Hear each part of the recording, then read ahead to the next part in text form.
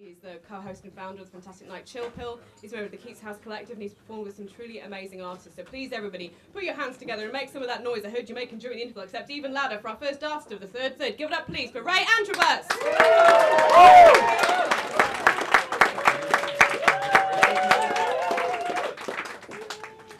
Hey, piss heads make noise. Who's getting pissed?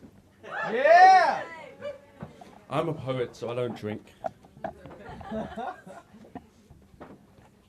Actually, I think someone told me once that you're a poet, so you should drink. I don't know what your philosophy is on that. But anyway, I wrote these questions. I didn't write the questions. Someone wrote me the questions. Oh shit! I'm being caught out already. You bastard, right? Tim Wells he's bought me like. Yeah, but mate, that's like you bought me like 3 drinks. I keep telling him like I don't drink, man. I don't drink. He's like, go on, get that down, your son. Come on. All right. So here's the question. Here's the problem. My problem is that I think the show don't tell philosophy in writing, which is like literal poetry. It's a total load of old bollocks. It's really embarrassing, and all the other poets bully me. I'm at my wit's end. Please help. Now, I chose this because I totally understand where you're coming from. So here's what I wrote. What egotistical bullies poets can be. I've encountered many of these assholes and written many silly lines in my notebook to humour myself about these pricks. Here's an example of some notebook entries. Poetry and ego.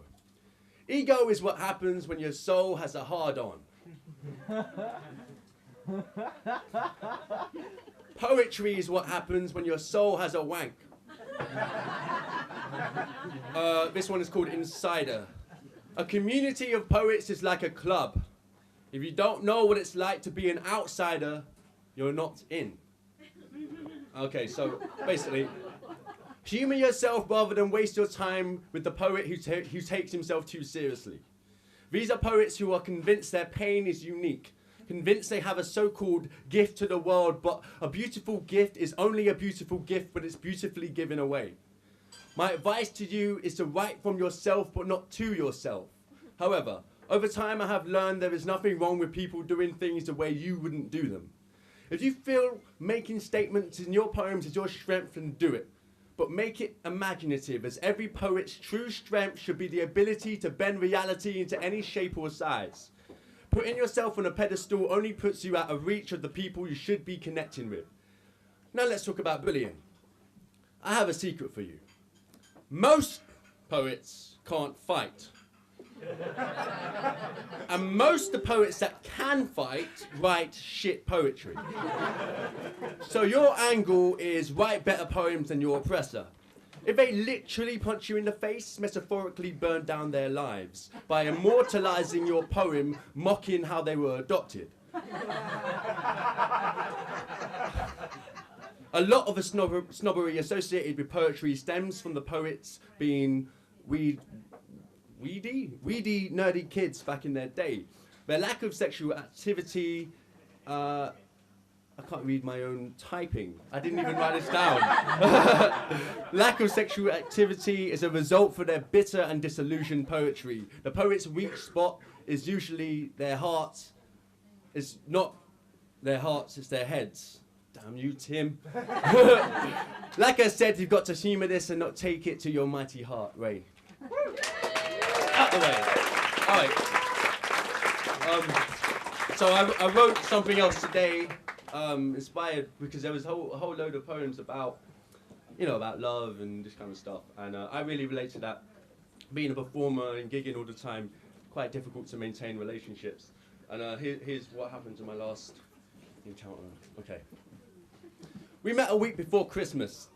And I'm not sure if you expect anything more than the best company you can get from someone with enough complaints about life to write poetry.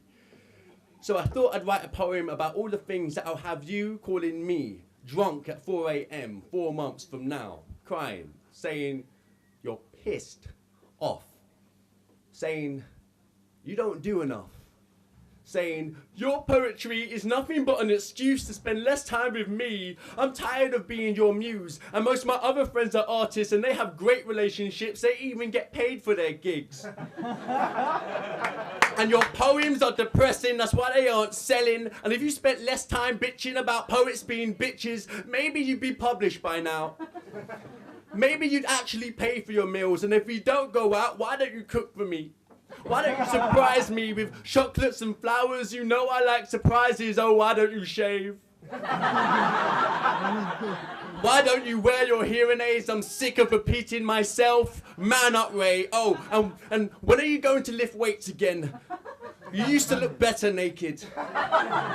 Why don't you take a course in DIY? Real men know DIY. You can't change a light bulb. Why don't you work part-time? You need to stop smoking weed. You're really creepy when you're high. All you talk about is not reading enough and not being able to write. I'm sick of tagging along to your spoken word nights. I have a life of my own. Besides, I've heard all your poems and the new ones sound alike. I don't think we should see each other anymore, but let's stay friends. How about we get back together when you're a success? You'd make a great dad. And I'm grateful for whatever force brought us together, but I wish we met 4 years from now. When you're selling out theatres, publishing books, and lifting weights. Again.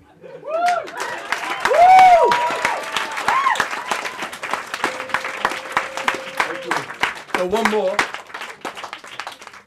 Okay, so here I can either do people politics or heartbreak. People politics. Heartbreak. Heartbreak! You guys can't get enough of that heartbreak shit, man. All right, here we go.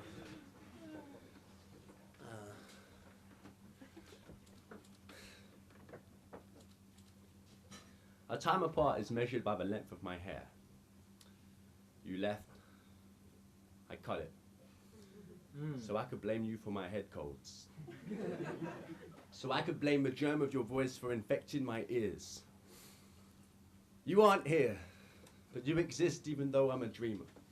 A dreamer whose dream job doesn't involve sleeping. You said I spend too much time in my head. Of course I do, it's the place I know best. And my heart is full of eyes trying to break through misty windows. You see, I'm not a vampire. This is my reflection speaking, and it wonders why it spends so much time wondering how much time has passed. I've not seen through enough nights to speak to you. I imagine it'd feel too much like an interview. When I'm in the area, I take the route I'm most likely to see you. I never do, but if I did, I could say we were meant to. And you could tell me how good my hair looks at this length, and how sorry you are to have left, and how badly you've slept without me, and how sorry you are to break my heart so you could be happy. But you're not happy.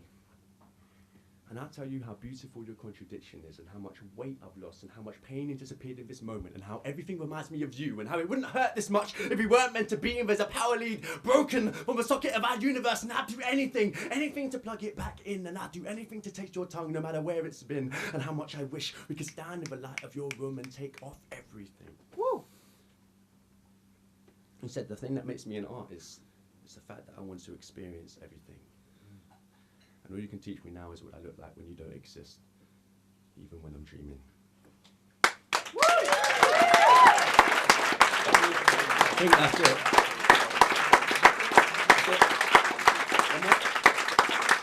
You guys want the, oh, thank you, wow. I always forget, oh my God, people clap. All right, I've been told I can do one more. Is that cool? So I do the people politics one. People politics, right. So I moved into a flat about 2 weeks ago up in Hackney Central. Now, I'm born and bred in East London. Hackney is my manor, my yard. And basically, I've been moving around Hackney for like 4 years. So I've just moved into this place in Hackney Central. There's not one person there that speaks English. I'm not getting conservative on you guys, but like, it is a bit difficult. And what I found myself in this situation where I just walked into this house and I, left all my stuff down, and I could hear people talking in the kitchen. And I thought I was too old for these kind of situations now, where I feel myself becoming scared to introduce myself to strangers. Does anyone else get this, ever? Like, are you guys like too old for this shit, or do you get it? Like, oh my God, there's people I don't know. So I wanted to explore that kind of feeling by doing what sensitive people do, which is write poetry. And here's how this poem goes. Okay, flatmates. Last night you told a friend fear of death is fear of life, and you aren't afraid of death.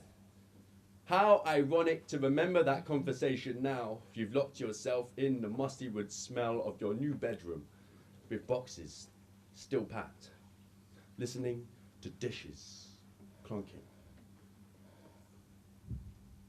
floorboard creaking, coughing, crumpled voices, at least 2 of them, and your heart knocking through the drywall of your chest.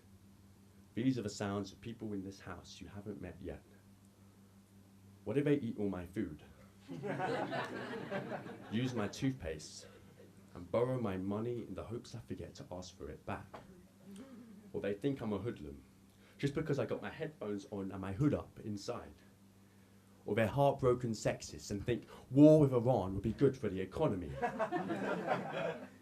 What if they belong to a fundamentalist religion and they're on a mission to convert everyone they meet? Or they're angry students and they smash my windows with fire extinguishers? Or they're psychologically damaged psychology graduates?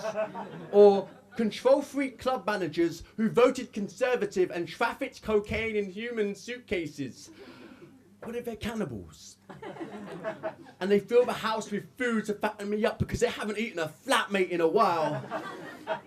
Or they have undisputed evidence that Diana, the Princess of Wales, was murdered and 9/11 was an inside job, so they're being watched by secret services? What if they're from the future? Have they come back in time to kill me because I accidentally pressed a button that detonates every nuclear weapon in America? What if they're related to Nick Clegg? And they asked me to vote for the Liberal Democrats. Again. Sorry. Fucked up. Or they're aliens looking to conduct strange experiments on tall, athletic, light-skinned and articulate human beings. What if they're really, really bad poets? Or police officers? Or Spurs or Millwall supporters? Or white South Africans? Or Australians? Or Jamaicans with attitude problems? What if they love Marmite? Or jazz funk fusion? What if they're alcoholics or posy hipsters and they work for the CIA and they add me on Facebook? What if they know my crazy ex-girlfriends? Or they think I'm scared of them? What if... Oh, hey, how you doing? I'm very great to meet you. Hey, thanks for coming out and listening to my shit.